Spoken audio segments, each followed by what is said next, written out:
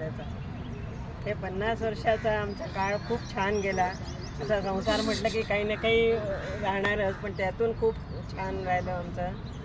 आणि जसं यांनी सांगितलं की तसं या मुलींनी आम्हाला खूप साथ दिली आहे. इतकंच नाही तर शेजारच्यांनीसुद्धा मला साथ दिली. म्हणजे शेजारी कसे असावे. माझी धाकटी मुलगी 3 वर्षाची होती जेव्हा मी B.Ed करायला निघाले. लग्नाच्या 12 वर्षानंतर मी B.Ed करायला निघाले.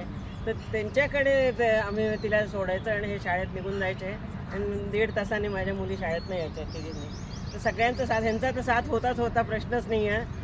कारण जेव्हा लग्न झालं तेव्हा मी BA फायनलला होते. तर कोणी भेटतं तर काय काय गोष्टी करतात. मी म्हटलं माझं BA पूर्ण करू द्या.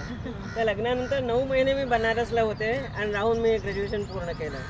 आणि त्यानंतर मग 12 वर्षांनी B.Ed केलं आणि मग पुढे नोकरीमध्ये आले. सगळं हां, ते म्हणजे ह्यांच्याचमुळे झालं. शिक्षण जे काही झालं आज जे दिसते ते सगळं ह्यांचं श्रेय आहे.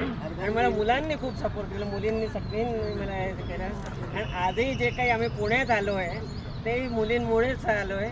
सगळ्यांनी मागे पडून 2 महिन्यात आम्हाला इथे दिल्लीहून इथे शिफ्ट केलं. काही विचार करायलाच नाही राहिलं. तर ते सगळं झालं आणि 38 वर्ष आम्ही तिथल्या आनंदवनात होतो दिल्लीमध्ये. पण सौभाग्याने मला हे पुन्हा आनंदवन इतकं छान भेटलेलं आहे आणि पुढचा आमचा प्रवास खूप छानच होणार आहे. आणि एक गोष्ट, माझ्या आत्ता मुलगी आली होती डिसेंबरमध्ये, धाकटी, एक दिवस मुलाला पाहायचं होतं की आजचे क्लब कसा आहे तुमचा.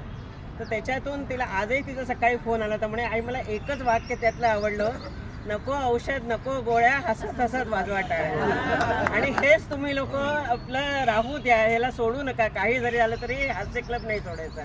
हे तुमचं औषध आहे सगळ्यात मोठं. तर त्यामुळे आणि मला तुमच्यासारखे बंधू भगिनी मिळालेले तर मी आपल्याला धन्य मानते आणि पुढचाही प्रवास आमचा चांगलाच होईल ही अपेक्षा.